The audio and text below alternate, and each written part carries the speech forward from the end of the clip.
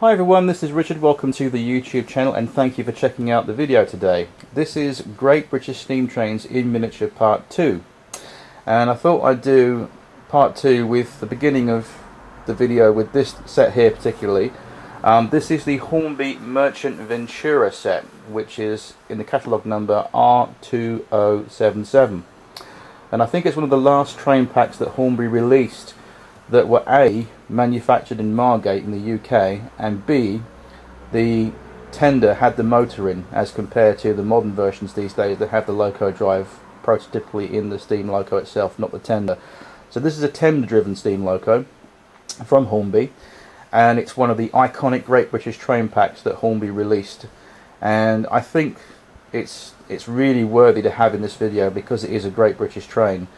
And I think with Hornby have done for the steam loco what Airfix did for the Spitfire.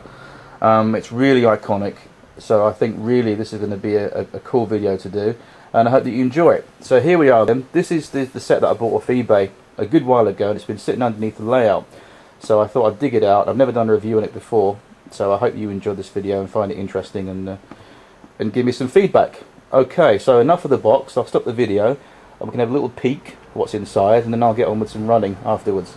See you in a mo.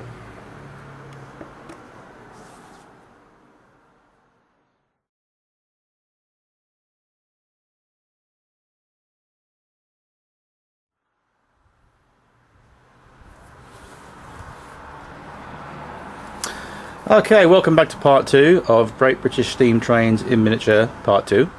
And as looking at the first part of the video, we're reviewing the Hornby R2077 Merchant Ventura train pack, which is a really super cool set from Hornby that I don't think you can get anymore, but I got, so really enjoying it. Okay, so here's our official certificate that comes inside from Simon Kohler from Hornby, and it just tells you about obviously what the train is, and it's a low number, which is good. It's 38 out of 2000, so nice low number, it's good. So let's put that to one side, and here we go. So as you can see, it's quite a nice set, and you get some nice coaches in here. These are all uniquely numbered, by the way.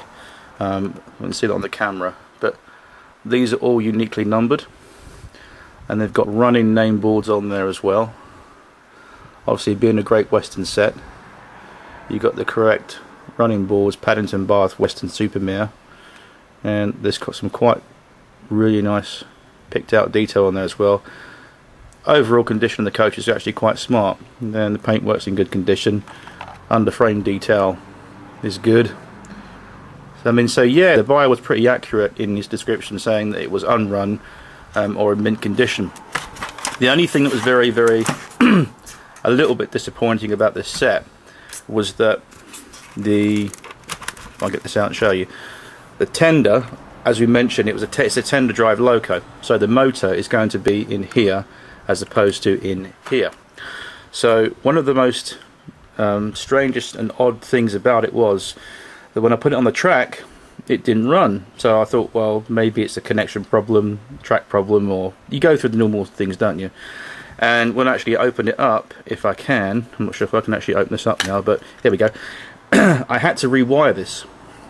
As you can see, I had to rewire there, and inside rewire that. Basically, here there was a DCC chip. So obviously whoever had this had converted it from DC to DCC. So I had to basically rewire this a little bit and play with it and get it going. But one of the good things about it is, though, whoever did this as a conversion didn't do a bad job, but also put some added tender weights here and on here, which gives it more adhesion and does give it some good pulling power. So let's pop that back on there like that. Clip that back into position. Okay. Yep, there we go.